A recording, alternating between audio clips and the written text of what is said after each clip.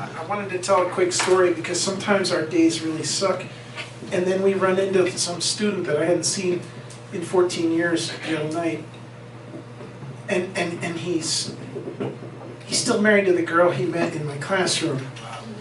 They married the day of graduation in my classroom without telling me they were going to do that. They asked to throw a party, and I thought it was for graduation.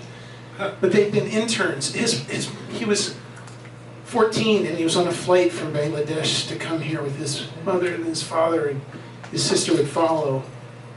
And on the flight here, his mother had a heart attack and died, and he didn't know that. The flight attendants told him that she was tired, so she'd take a nap in the cabin with them.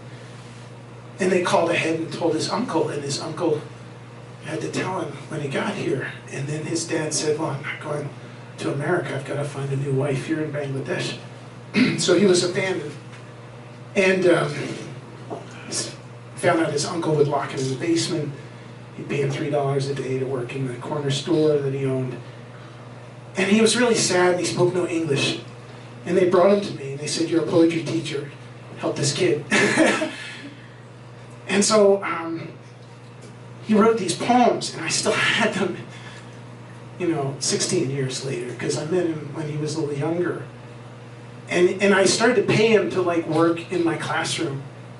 I had really nothing to do, but I would make up things. I'd have him file my papers, or I'd have him sharpen the pencils, or he'd help me paint my house on spring break. And then this girl shows up, and she's from Bangladesh. And she starts to stay after school to help clean up the room. And, I kind of had a feeling things were happening. He said, Mister, in our country we don't date, so this is the closest thing I can do to be close to this girl. And then I found out Tuesday night, and he invited me to the Feast of Eid at his house. Fortunately, a couple blocks away, we weren't at the shooting, and we were having a feast in his house. He owns 3 houses now. His wife works for people trying to find asylum in the United States. She was my student too. They met on Facebook, and she decided to transfer to the 23rd most dangerous school in the United States to be near him. And neither one of their families will talk to them because they crossed caste lines.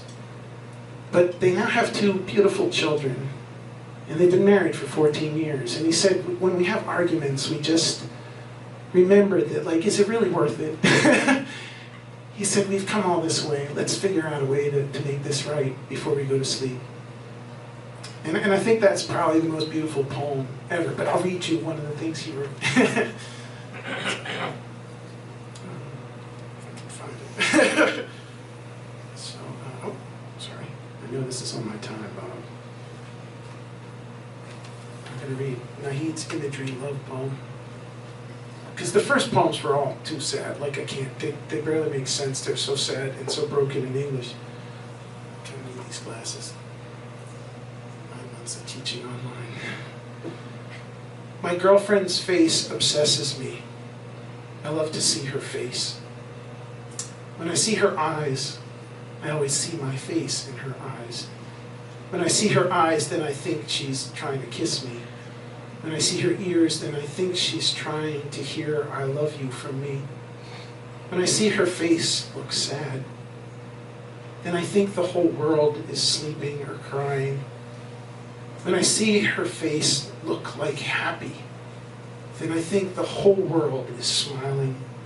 I love her. I love her. I love her. I love her so much.